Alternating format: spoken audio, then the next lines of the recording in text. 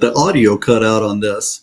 And so if you were following along with the verses and the audio, I'm going to go back and I'm going to hopefully present this side by side so that you can see both at the same time. And so I'm going to shrink one and then hopefully bump up the other. There we go. Now we can see both. And so I said here, we're talking about being blameless as a leader in the church. Now, you've read all of the scriptures, I hope. If not, you can go back and we'll talk about those in just a moment. But blameless in the Bible simply means that it's a state of being innocent of wrongdoing, but you're innocent in both the eyes of God, which means that you have salvation, but also in the eyes of men, which means your behavior is so good that everyone trusts you for who you are. So it's a big deal. So a husband of one wife. This is another big one, and you've heard me talk about it if you've listened to the podcast on marriage just a couple of weeks ago. This one's more difficult because some of the translations that you'll read say one woman. Some of the translations misquote and misconstrue it to mean one woman man. Some of them say things that are different, but in order to understand it, first of all, you have to go back to the Greek, and the Greek is the important because here, when you read it in the Greek, and if you want to find this out, you can go to the Blue Letter Bible and look under interlineal. It'll break all of this down for you. It says hais gune, which means one woman. Now, one wife, the wife of your youth. Some people have used it, and you'll find that in the Old Testament in the book of Micah. And so when we look at that, we know that it means one wife, but there's an argument in the church over what Paul meant when he said it. Well, what does it mean, a husband of one wife? Sometimes we have to look at both the scripture and we have to look at history, because sometimes people in history will further define things that are in the scripture. One of the things that I use, and I'll show you this here real quick, is a book called The Ante-Nicene Fathers. Now, this is volume 2, but volume 1 gets into it, and it covers a bunch of different writers who were in the 1st and 2nd century, specifically Irenaeus, Clement of Rome, talking about Polycarp and Justin Martyr and some of the others. Now, here's the point to that. Why do I say all of this? Because every single one of them, without exception, claims that this means the person that you made a covenant relationship with. In other words, your first wife. Because your covenant, even though you may be divorced, your covenant does not break. That's before God. You say, well, how do you know that? Well, because in Matthew chapter 19, specifically verse 6, it says, what God has joined together, let no man separate. And if you go down to 1 Corinthians chapter 7 and verse 10, some people see that one in there.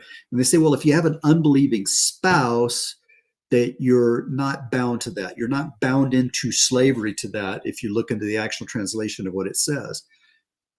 But it doesn't say that you can remarry. It just says that you don't have to be bound in a loveless or a godless marriage to someone who doesn't believe.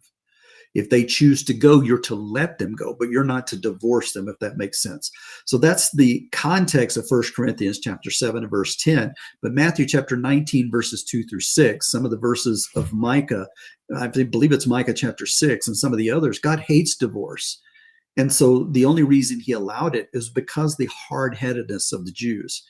In fact, in Jesus' day, the law was that if you divorced a woman, you gave her a writ of divorce, and you did all of the legal proceedings right, then you could remarry.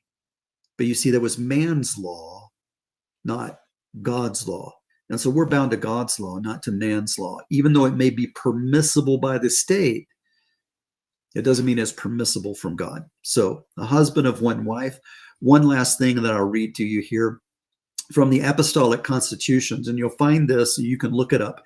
Apostolic Constitutions is the name of the book. Book 6, section 3 says this: but he that divides again into two, which has become one, talking about marriage, is the enemy of the creation of God and the adversary of his providence. For you ought to know this, that once marrying according to the law is righteous, as being according to the will of God, but second marriages after the promise are wicked, not on account of the marriage itself, but because of the falsehood. So Apostolic Constitutions, Book 6, Section 3, and you can also look in the Ante-Nicene Fathers, they all agree without exception that marriage is to be between one man and one woman until death do you part, until God does a separation through death, but not otherwise. So, in fact, one last thing, divorce was intended to be punitive. What that means is if someone committed adultery, they had sinned against you, the marriage, and God, then you could divorce them. But the idea was you did not take them back. However, if they repented, if they were given over to Satan and they repented and came back, then you could be remarried to them, and that was acceptable. But that was one of the only clauses for divorce and remarriage. So let's look at number 3, because we don't want to drag this out. Number 3, temperate. What does temperate mean? It's a good one, right? Let's see if we can get to the point here. There we go. This thing put it in more than one time. So temperate. What does temperate mean? In the Bible, the term temperate refers to a state of self-control. In other words, you're in control of yourself. You are kind of mild-mannered. You're laid back. It's often associated with the virtues of self-discipline, because that's really what temperate means. You have self-discipline. You have restraint. You're not going to blow up every minute. So temperate, it's a good one to have, right? I think so. What about sober-minded? Sober-minded refers to being all there. You have mental clarity. You know what you're saying. You have self-control. You have a spiritual vigilance. You know when you're under spiritual attack. You are discerning in the spirit. And really the importance here is the emphasize being free from intoxicating influences. You're sober-minded. You're not drunk. You're not high on something. And that could be both alcohol or illicit drugs that causes a change in our mindset. So keep that in mind. Sober-minded. Number 5, of good behavior. That really goes without saying, doesn't it? I'm going to behave myself. I'm going to be good. I'm going to give myself a good reputation by the way I act. That's really the fruit of the Spirit. Love, joy, peace, patience, goodness, kindness, faithfulness, gentleness, and self-control, against which there is no law. Yeah, most of you have heard that one before. Of good behavior. Number 6, hospitable. Well, what does that mean? Hospitable. Hospitable means the Greek word translated like this is philoxenia, which literally means you love strangers. Anyone who comes in, you are hospitable to them. You're willing to bring them in, to feed them, to care for them, to give them a place to stay. It really boils down to Eastern mindsets, where if someone came to your tent and they held onto the tent rope and asked for sanctuary, even though they were a stranger, you were to bring them in and care for them. So hospitable. Number 7. Number 7 is able to teach. If you're going to call an elder, a leader, a pastor in your church, they need to be able to teach, because how else are they going to become the people who disciples others? Matthew chapter 28 says, go and make disciples. And then the last part of that says, teaching them to obey whatsoever I have commanded you, meaning Jesus speaking to the apostles at the time. So you want somebody that's able to break down in context using exegesis to help anybody to understand the passage. And the passage is able, they should be able to teach anyone from child to adult. You're to disciple. So you want someone who is able to teach. It's a very big deal. Not given to wine. You don't want somebody carrying around a cup of wine or hard liquor or beer everywhere they go. Well, why? Well, 1, it gives a bad impression. But 2, it implies there may be an addiction there. And if they're given to wine, in other words, they're drunken, then they're not qualified to be your pastor. And that's just what the scripture says. So moving on. Not violent. Well, duh. We should understand that one, right? You don't want somebody that's just going to be mean and nasty. Not violent. Very important. Not greedy for money. Is everything they talk about money, money, money? Is everything they're reaching for money, money, money? How can I get wealthy? How can I do this? How can I do that? You don't need a pastor that's focused on that. Because why? Because he's going to store up his treasures where they should be stored, which is in heaven. Important. So not greedy for money. Number 11, gentle. Some of the kindest, loving, most awesome pastors I've ever met were some of the gentlest men I've ever known too. So gentle. Not always argumentative. Number 12. You don't want somebody who's quarrelsome, who always wants to argue or fight. Not a good look. It's not good for your church. It's certainly not good for anyone else. So not covetous. What does that mean? Well, they don't always want what other people have. They're not trying to keep up with the Joneses. You don't have a new car every other week or a new house or new whatever's going on. They're not covetous. They don't want what others have. They're focused on Christ. You want somebody who is exhibiting Christ, who is giving that mirror look. Somebody who manages his house well. What does that mean? It could be his money, but it's also his children. His wife stands by him and respects him and yields to him when should be. And at other times, he lifts her up. He loves her because he manages his house well. It's going to be a balanced approach. Manages his house well. Important. Number 15, and this one is overlooked in so many different places. Do you have a pastor whose children are not believers? Yeah, that's a big one. If his children are not believers, he's not managed his house well because he hasn't brought them to Christ. He hasn't taught them what they need to know. His children are believers. That's a big deal. You also want to make sure that they're not unruly or breaking their parents' rules all the time. Are they always in juvie?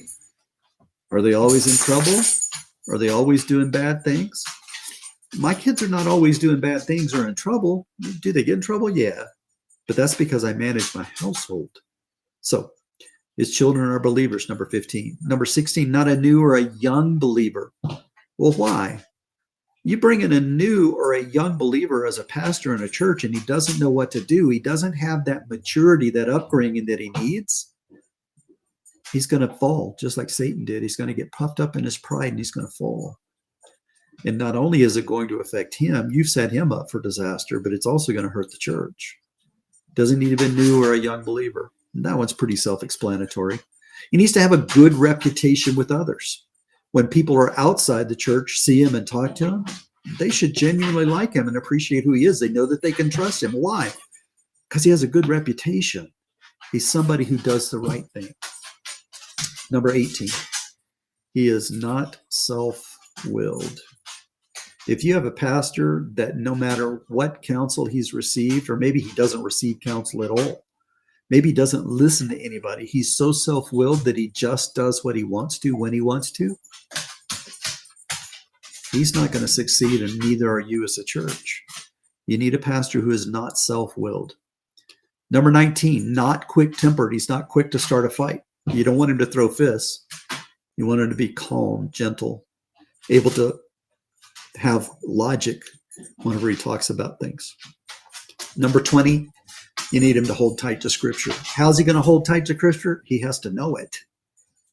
He has to know Scripture. You need someone who is mature enough that they know the Word. Why? Because they need to be able to teach with authority. They need to be able to know it so well that they can tell the fakes, the false teachers, when they come. You want him to be able to discern between the spirits. So when somebody comes in who's saying the wrong thing, he's not here, not in this church. And you can help escort them to the door. You need a pastor who holds tight to Scripture. He needs to be able to defend the faith and expose the lies that are taught by others. And I don't know if you've paid attention lately, but I have seen just so many different advertisements by people, one, who are heretics openly, who profess things that are not in the Word, who are false teachers and cults too. And boy, they are on the rise. They're pushing hard. I don't know how many different cult messages I've seen lately. And it's crazy. But why? Because Satan knows his time is short. So let's go backwards on these so that we can get back to this. And if you want to read these, and you didn't read it in the first video, it's 1 Timothy chapter 3, verses 1 through 7, and Titus chapter 1, verses 5 through 9. So those are important ones to go through. This is where I pulled all of this from. And so number 20 is he needs to hold tight to Scripture. He needs to know it, or he can't tell the fake ones. Can't be quick-tempered. You don't want him throwing fists. Not self-willed. You want him to be able to listen to counsel. Why? Because as iron sharpens iron, so one man sharpens another. You need him to be able to listen. Number 17, has a good reputation with others. You don't want somebody who nobody outside likes him. Can't be a new or a young believer. Number 16, why? Because he'll get puffed up with pride. He'll fall and he'll break something. He'll be just like Satan, who wanted to be God. He didn't want to be like God. He wanted to be God. A young believer will fall into that trap. So his children are believers. The assumption here is that your pastor, 1, is a male, 2, that he's married, and 3, that he has listened to the command out of Genesis and that he has children. Now, I'm not saying if they can't have children that he's terrible. No, that's not what I'm saying at all. But if he has children, his children are believers. Why? Because he set an example, and he's doing what Deuteronomy chapter 6 tells us. He's talking to his children about the word when he gets up in the morning, when he sits down at lunchtime, when he walks along the road, and when he lies down at night. All of those are important. His children are believers. Number 14, manages his household well. His wife and his children respect him. They listen, they do things. That doesn't mean they're not going to be kids. Kids will be kids. They're going to do things. It happens. But in general, they're standing there with their dad. He manages his household well. Number 13, not covetous. He doesn't want what everybody else has. He doesn't need what everybody else has. He is content with what God has given him. Now, every one of us is going to have a want or something that we really want over time. That's not what I mean. I'm talking about somebody who is continually coveting what everybody else has. We don't want that. Not argumentative, or quarrelsome. You don't want somebody who wants to argue all the time, not always argumentative. Here's another one that we said earlier. That's a big one. You want him to be gentle. Why? You get a pastor who is not gentle and doesn't know humility and doesn't know how to address people who are living in sin the wrong way. He'll run them off instead of drawing them in and teaching them what they need to do. And then when they're hurting, who are they going to turn to? They're not going to turn to your pastor. They're going to go away. You don't want that. I'm not saying that you okay sin and you allow it to exist in your midst amongst believers. That's not what I'm saying. What I am saying is he needs to be gentle so that people will listen and so they'll hear him. Number 10, not greedy for money. That's self-explanatory. You and I both know that. Number 9, not violent. He's not a fighter, not someone who kicks up dust every time you turn around. Number 8, not given to wine, not a drunkard. That should be pretty exempt. But keep in mind, that also goes for marijuana, cocaine, crack, any of those things. You don't want somebody who's addicted to substances, whether it's alcohol or other, because their addictions will control them and they won't be given over their spiritual efforts to the church the way they should. Number 7, able to teach. You should be able to break down the word, to exegete the scriptures absolutely in a way that helps everyone to understand from the youngest to the oldest. Number 6, hospitable, doesn't know a stranger, invites them in, loves on them, does what he should in his home. Number 5, of good behavior. What's good behavior? You instinctively know what that is. Number 4, sober-minded. Someone who thinks clearly, who understands spiritual things, who understands when they're under spiritual attack and knows when to pray and ask God to help him. Number 3, temperate. Temperate, we talked about that earlier. What is temperate? Somebody who's kind of chill, somebody who's mild-mannered, someone who knows what they're doing and can control their temper. It's the fruit of the Spirit: love, joy, peace, patience, goodness, kindness, faithfulness, gentleness, and self-control. Temperate. Number 2, we beat this one up enough, but a husband of one wife. Why? Because it's important that he follows God's law, not just the laws of the land. Number 1, first but not least, blameless. No one can point at him and say, you did this or you did that, or I can prove that you're an evil person. He needs to have a good reputation both inside and outside the church. If you have a pastor that doesn't meet those requirements, think about what's going on.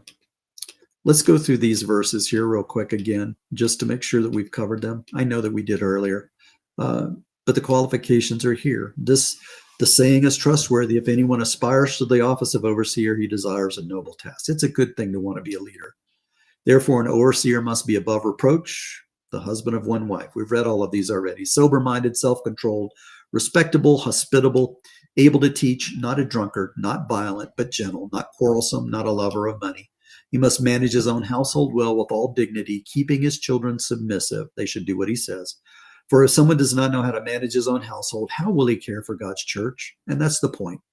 If you can't manage your own household, how are you going to be able to manage the church that you've been called to lead? You can't. He must not be a recent convert, or he may be puffed up with conceit and fall into condemnation of the devil. Satan's had over 5,000 years to figure out humankind and their weaknesses, and he takes advantage of it every chance he gets. You don't want to take a young man and put him in a place where he'll be puffed up and fall like the devil did. He'll get hurt, and he'll hurt the church. Number 7, verse 7, moreover, he must be well thought of by outsiders so that he will not fall into disgrace, into a snare of the devil. Titus chapter 1 and verse 5 says, this is why I left you in Crete. Paul is talking to Titus, who he's left behind, and he's giving him instructions. He says, this is why I left you in Crete, so that you might put what remained in order and appoint elders in every town as I directed you.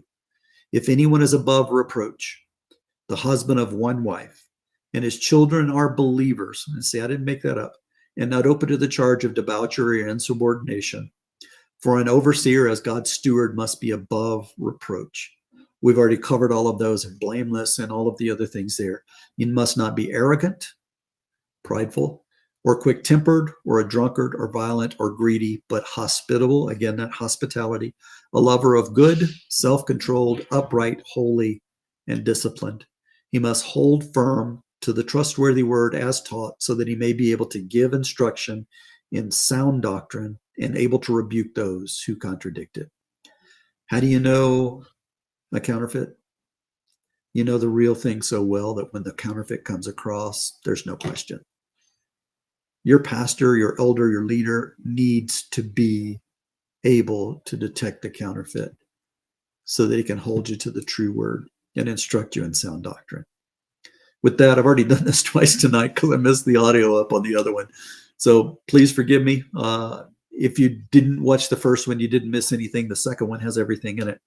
So I love you guys. Again, keep our folks in prayer. We have friends that I know need prayer. My daughter-in-law needs prayer. A lot of things going on in our world today that people need prayer for. Love on them. Be there for them. Be hospitable. Do what it needs to be done.